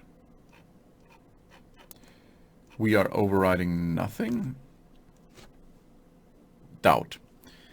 But as you can see, we can now just check for Quickstart. There is the header logo, and that's it. Okay, so something went wrong. Product detail on page, tabs HTML twig.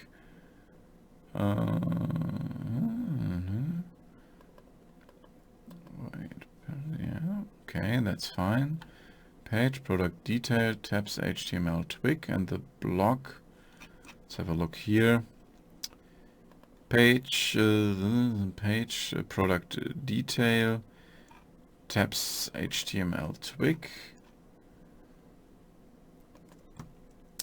This was the block name.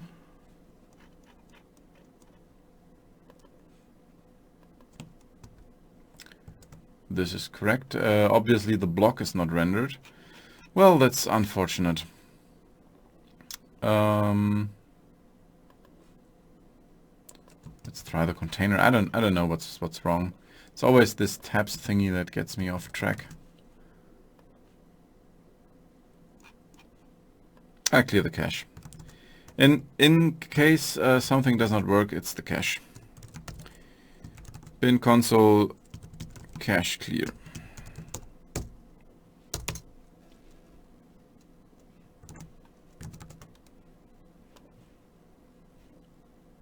Much better. Okay, so now there is a foo. Let's say I want to display something else, not only the description, but something else. I don't know what at the moment, but how do I know what is even available on the page? There is a dump command, and we will use this. So first I want to restore the parent stuff.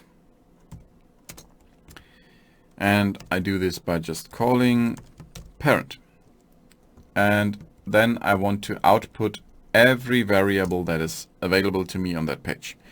And do this by calling another function that's called dump. What happens when you do this is this. You get this nice black box. It's a little bit small maybe. I hope you don't view this on your phone. And this is everything that you can work with right now. There's interesting stuff like form violations in case someone sent a form and now there's something wrong with it. would be here. There are things like what route am I on? In this case, I'm looking at front-end detail page. And in the page variable here itself, you have stuff like product. As you can see, there is something sales channel going on here. We have a sales channel product entity, and we have a sales channel context up here in context. Now, a sales channel product entity is something different than a product entity, because the product entity holds more or less the base data, but the sales channel product entity is already correctly contains a calculated price, for example, the price calculated for the current customer, or it's already contains translated content, the text that is currently for the user. For example, here we have a tax, and the tax rate is 19%. You could have something like for a certain customer group, there is a different tax than, because you have the sales channel context, the tax would be specific for this customer, stuff like this. Okay, we have stuff like prices. For example, we have 10 different prices here. Why do we have 10 different prices? Because we have quantities here. If you have 10, up to 10 prices or up to 10 products have a different cost than 11 and more products. So as you can see, there is a lot of stuff. Now I want to do the name in H1 as well. And so if I want to do this, I can go, okay, I want to output something, so double curly braces, and then we do page dot, and now it's product, like here, page dot product, and now we could just use name somewhere in here, name, but the name is the name in the base language. In Shopware 6 you have three hierarchy of three languages. You have the system language. Right now it's English, I guess, by default, but in the future you will be able to set your system language. This is the language that is by default shown in the administration, that you and the language that you have to have your products in as a complete product. So if you, for example, have French as your system language, then your products have to be, or have to have, a complete data set in French. So name and description and whatever it is to be in French. And then you can do translations. And these translations are then, or inherit everything from the parent product. So if you have the description in English then as a translation from the French, and you do not translate the product name, then the product name will be shown in French, and then you have the description in English. And then you can have one translation that inherits from the, then now in this example, English translation, so that you have a third layer, so to say, which is useful if you have, for example, in the German language, there are different countries that use German, for example, French and Austria. French, of course. Who doesn't know the German French? Swiss. The Swiss people are using a different kind of German than the Austrian people. And then you could have a Swiss and an Austrian dialect somehow that inherits from German, for example. Okay, but then that's it. You can't do 7 or more inherited languages because you can't. Now, how do you get the translated stuff? It's surprisingly in the translated part of this variable collection.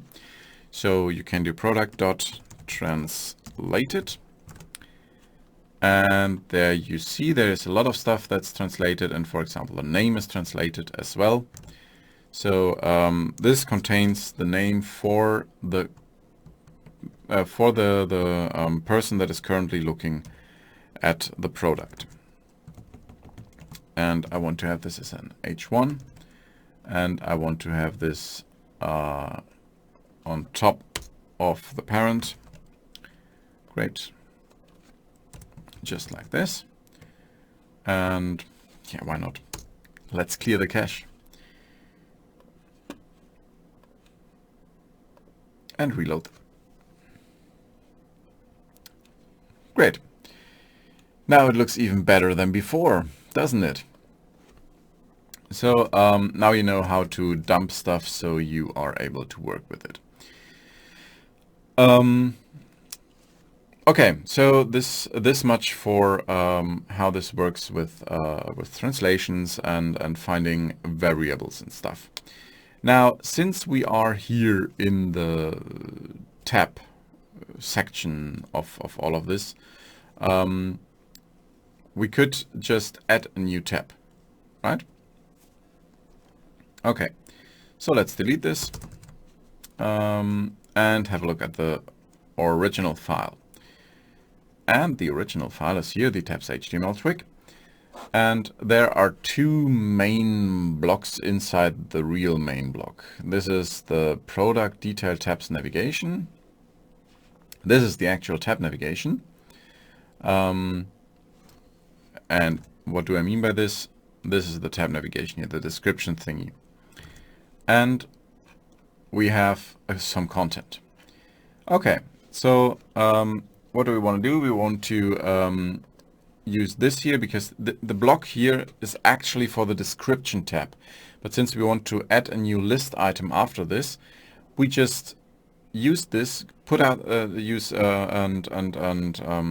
do a parent output, and then we add our own li class afterwards. So I copy the whole block this time because I want to copy the content as well to create our own tab navigation thing. Okay.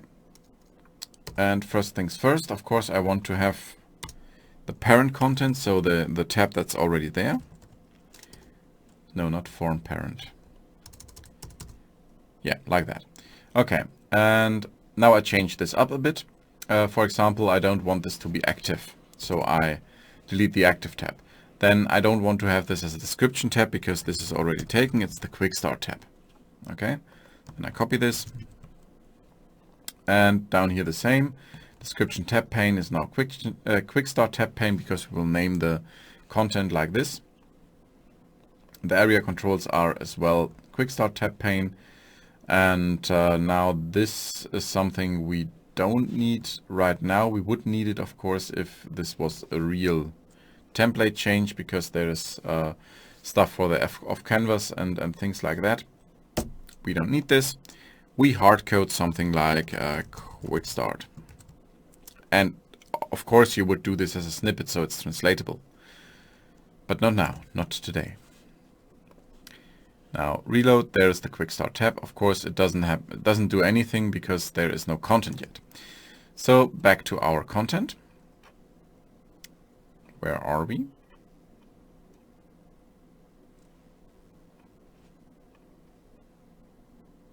Oh, there we go.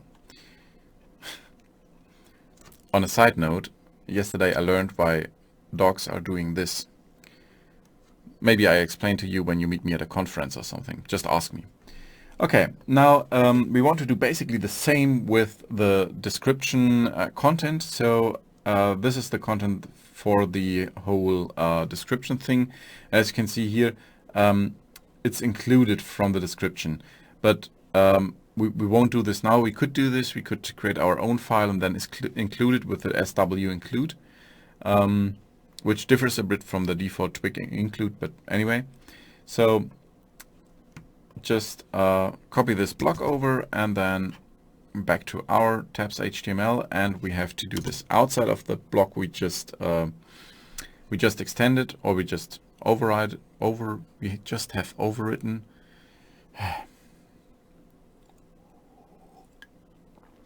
Okay, and yes, like that.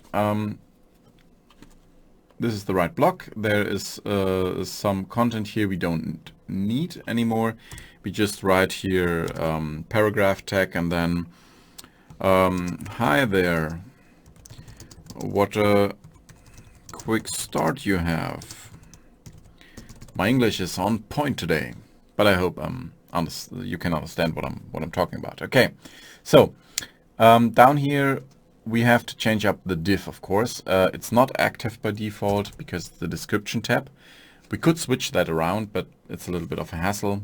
Okay, then it's the Quickstart and not the description tab pane. We reference this here, so that's rather important. And this is labeled by Quickstart tab. This is the idea. So the content is labeled by the description thing, you know. Great. Awesome. Okay, let's reload. Now we have a quick start and a missing description. The description, of course, is missing because we did not copy over the parent.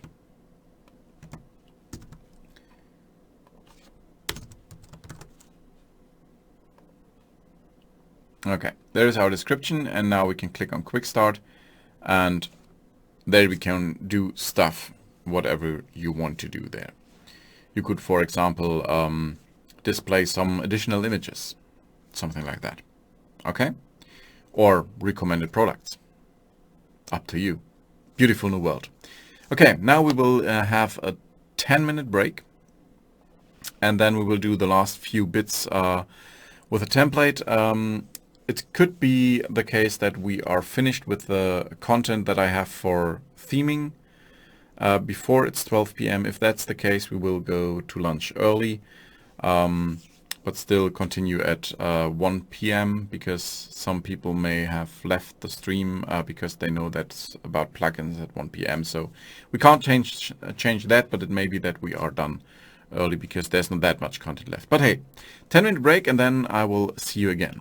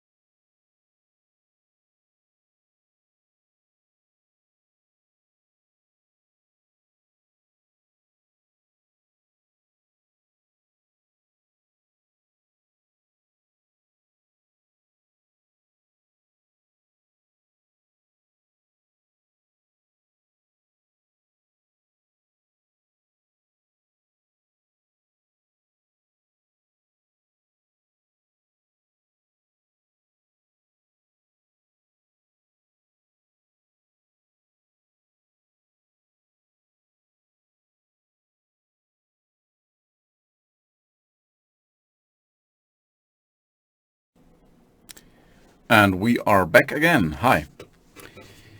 Okay, so we did something to our tabs, and yeah, great, awesome. Now we know twig. A little bit like in the Matrix, the movie, where where he says, "Now I can kung fu. Now I can kung fu. Now I know kung fu." Okay. Anyway, the last part is I will show you a little bit around in the CEST, in the CEST part of JavaScript. We won't do this in the CEST part of Shopware 6. We won't do this in our theme because it doesn't work. But still, now as I said, we have this the skin, and we have our base layout, so to say. We have some variables that will be changeable later on in the future through the administration. You know this from Shopware 5. So if you look here, we have this bootstrap import. This is actually from the vendor folder. We have this bootstrap variable stuff, and there are 3 variable imports that are from Shopware itself. This is in the abstract folder. So in the abstract folder, you have variables. And these are basically just some colors and stuff like the icon size, and that's it. Or spacers, for example. So how big is the space between elements? This is all stuff you will be able to override. So when you have a different idea of what a spacer should look like or something like that, perfectly fine. The important part is you always have to keep in mind that there will be CMS elements. I showed you them. They are the views element, for example, or block. So these things, for one, they might interfere with your changes because you have to look up everywhere that this is used, and in the future there may be plugins that come with their own CMS elements. So if you do things, try to stick as close to what we are doing as you can. So keep the folder structure the same, and if you change something, change it with a broader mind setting, so that other people who are working with Shopware can benefit from your changes as well. Of course, if you're doing customization for one specific shop, it's something different, but a lot of you are creating themes for a general audience, because of course we have our shop, our Shopware 5 plugin store, and there will be a Shopware 6 plugin store as well. So to say, there is already a Shopware 6 plugin store, of course, because it's the same just for Shopware 6. But it will be integrated the same way. And if you sell your themes, there is a good chance that you will have a lot of revenue from this, because with Shopware 5, the category, the theme category, is the one with the highest traffic and the least content. So yeah, create themes. It's needed. Okay, so then we have some mix-ins. Currently there is nothing in there, but it's basically the same as with the less mix-ins we had in Shopware 5, or we have in Shopware 5. Base, again, not that much interesting. This is the base or corresponds to the base HTML stuff. This is just how the breakpoints are, and that's it basically. Some Internet Explorer fixes, how input types are looking and stuff like this, and then we have these components, and the components now are things like the drop down, for example. So little snippets, or sometimes even bigger snippets, like the cards, and with a lot of these you can have or you can look at the source code like here, and then you have a link on top, and this link leads you to the Bootstrap homepage. And there you can see what we are coming from here. So this is a default card for from Bootstrap.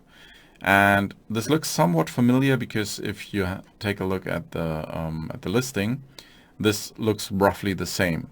So it's basically a card that we made more shopware e-commerce like, and that's it. So this is one of the things, if you're not using a skin, then this is your default card, but it's not the Bootstrap default card. So there is already there are already some changes even without the skin. So the skin is not everything that changed from Bootstrap, but there is a base in between, which is good in my opinion. Then you have, for example, something like the CMS elements. So for CMS elements, you have default layouting going on, stuff like this. That's a component. So something that is reused throughout Shopware. The layout, as it says, it's basically the layout. So what does the footer look like, or what is the grid? And that's it. And page, again, this corresponds. Sorry, there's some German going.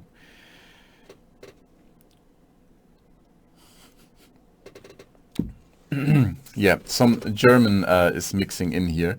It corresponds again to the controllers. For example, the account controller, and there are then the different parts of, I don't know, the orders, for example, are styled in a different way than, I don't know, the checkout or something like that. I mean, it's pretty self-explanatory what's going on here. Yeah, these are the controllers that are styled currently. Then we have the skin, we already talked about that, and then we have the vendor folder, and that's it. Of course, it is, if you work with it, it's a little bit more complicated than just showing it.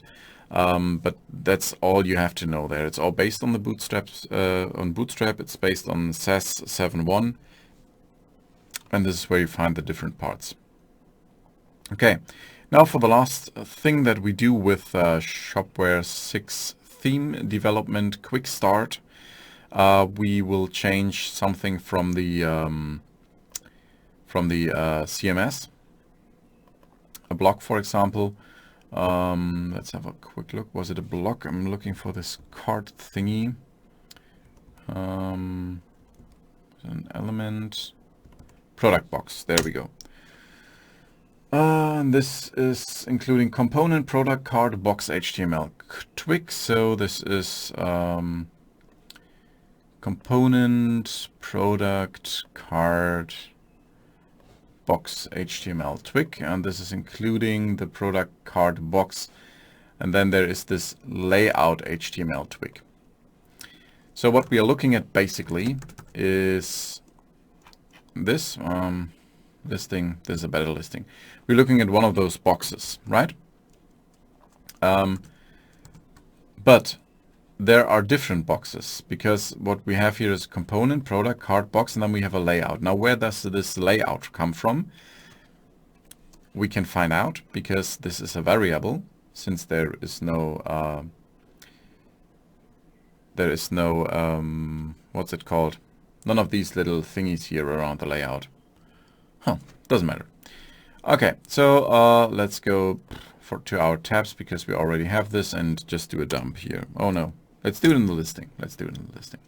Because, of course, on the detail page, there are different things than in the listing. So let's use this block here somehow. Twig. Block. Or rather, I'm not sure where. This is something I did not prepare in advance, but I just want to do with you now. Because we have the time to do it. Isn't it awesome? Yeah, why not use the base? Storefront views base HTML twig. Okay, so we recreate this in our theme, and this is directly in views, new file, base HTML twig, then copy the name. I just did this. Oh, great.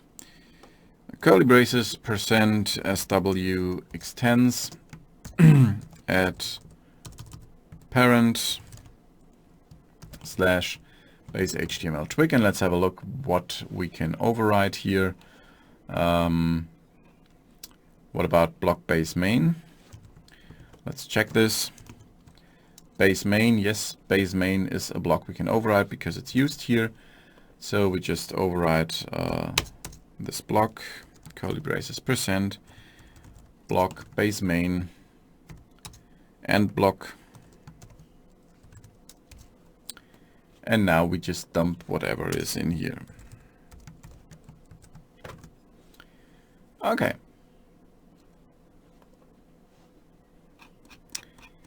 Yeah. Obviously it's overwritten again, so we can't use it. Great, awesome.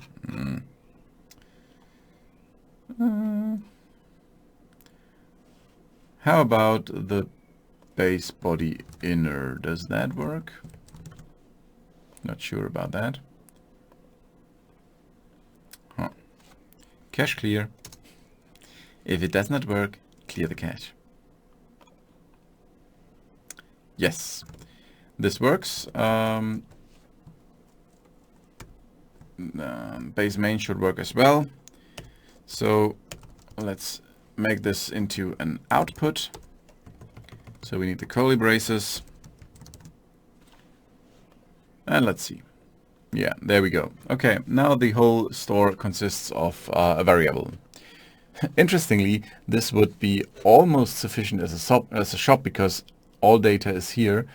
You can't navigate. This is the bad thing. Okay, let's have a look at the thing we are aiming at. So this is the box HTML twig, and there's something layout. Now there is the page thing. Oh, where is it? Page CMS page name. This is the default category layout, a product list. Okay, there are some blocks, and these blocks have elements. Okay, there's a CMS block, any element, image, text, and there is a CMS block entity product listing. Okay, I'm not sure if the layout is already located here, but it's not, I guess. No. There is the page, and in the page, no, that's not what I'm looking for. I want to have the actual block. Okay, so this is not exactly what's what we are aiming for. So let's create the box HTML twig instead. Copy the path. Base was not a good idea because it's too top level. So we create a new file, the file that we are aiming at more or less. This is in component product card box HTML. Let's copy that. And we need to extend the parent SW extends. Again, the add parent component product card box HTML twig. Okay, great.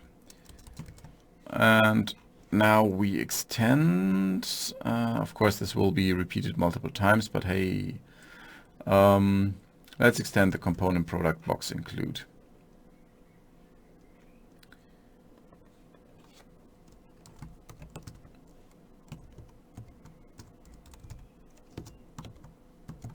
Okay, great. And block.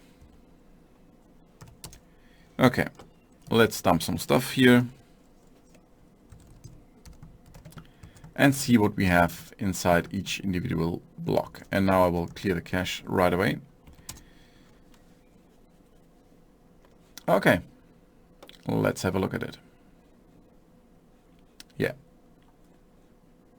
Isn't it wonderful? Okay, now you can see the layout here is standard.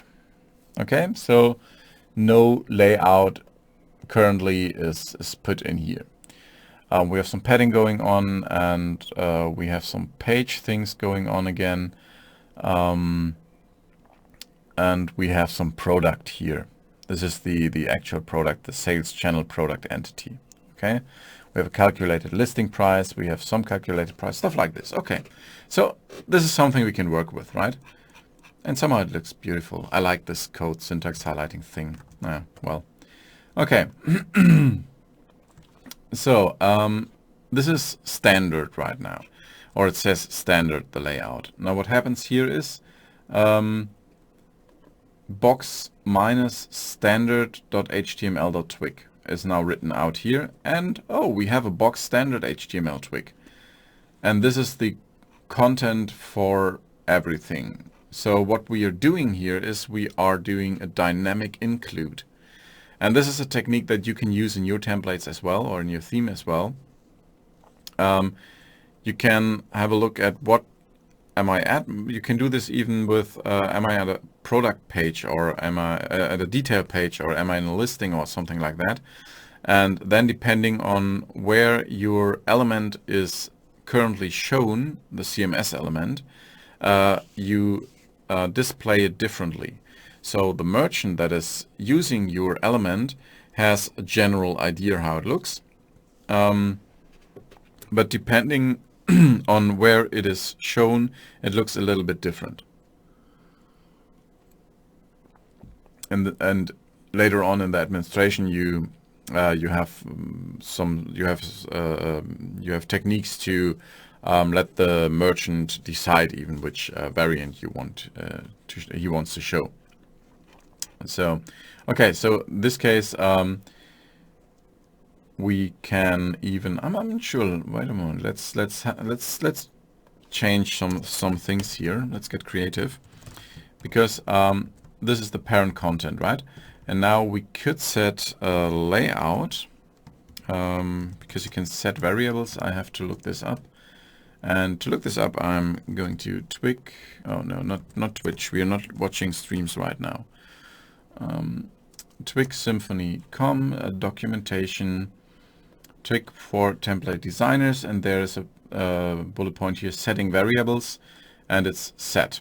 Okay, so I could go like, okay, I want to not var, but set layout to what do we have here? To minimal. Why not minimal? I'm not sure if this works, but I hope you get the general idea. There we go. Maybe we are breaking things here, but still. Okay. Yeah, we are breaking things here. Okay. Now, breaking things in this context is a good thing, because this could have gone either way. In this case, it's something that went terribly wrong. I think I can tell you what went terribly wrong. We will fix this in a moment. But you can see different things here. First, you have an error 500. I told you in the beginning that Twig is just a very thin layer above PHP. So when you are doing syntax errors, or some errors that are compilable to PHP or transpilable to PHP, but will fail, you get real PHP errors in the background. So what you can see here is you get a 500 internal server error, and here are the errors. There is uncaught PHP exception. This is what I just said. You get a real PHP exceptions if you make mistakes in your themes. And this is syntax error. So what you can see here is I actually did something wrong in the theme itself. And then you have unexpected token name of value layout. Okay. This does not help. But at least you know you did something wrong here. And all I did wrong here is this. I used the wrong brackets, or the wrong braces here, because a double curly braces means I put something out, or I have output, and this is a statement. So if I set layout minimal, then Twig doesn't know what to do. It still tries and compiles this to HTML to PHP, but then the PHP compiler fails. Okay, so again, may still fail, but no, it does not. Okay, now we have the minimal box. I'm not sure if this is actually any different, but still, it works. Not really. What do we have? We have slider. Let's get creative. No. So what we get from this here, it does not, it's not sufficient to just set layout here. We'd have to change this in the current block somehow. So let's dump this out again. Reload our beautiful overview here.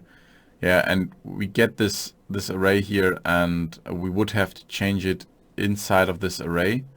I'm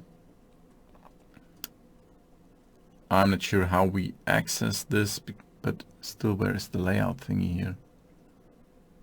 Huh?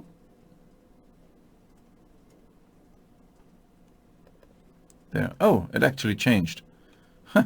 Layout slider. It actually changed, but still, it's not used by the parent block here. So this should be the case because the layout at this point already rendered. The parent layout is rendered. So the slider setting the layout to slider does not affect the already rendered parent thing. So this is rendered independently from what we are setting here, but it works. So let's set this back to minimal. And then we are not outputting the parent content, but we are actually copying it because it's just this include. Just want to show you what happens here with the whole dynamic include. And what happens here is, I actually could have looked just at this. If layout is empty, the layout is set to standard. So this is some kind of logic that's going on here. If no layout is set, we are setting it to standard. And then it's included. So we can mirror this by setting the layout to minimal hard, not including any parent content. And then it should work. Wait a moment, clear the cache. And not quite slider. Yeah, some things change. I'm not sure. You can't see this very well. Look at the description here. When I reload the page, it's just gone. Okay, this is the current the big difference. We can change this to image. This should be a bigger difference. You can see right away. Yeah, now we have a big image. So what we're doing here is just changing this this dynamic input. Later on, you can then in the future you can have like a configuration for this with your theme, so that you can have configuration values inside of your theme, and then you can react to them inside of your Twig. But this is, as I said, is the future, and for now, for the themes, just make sure that you learn Twig, learn Bootstrap, and learn CEST with the or SCSS with the 7.1 pattern, and then you are very set for the future. We will now go to the lunch break. After that, at 1 p.m., we will start again with the plugin tutorial, or Quickstart, sorry. So we will have a look at a plugin that we will then look at how it works and stuff like this, how to create a plugin that actually does stuff aside from just doing templating. Okay, and then in the future, this live stream will be repeated so that you get updated information when we are changing things, breaking things. So yeah, everyone who's not interested in plugin, thanks for watching. The rest, see you at 1 p.m. Thank you.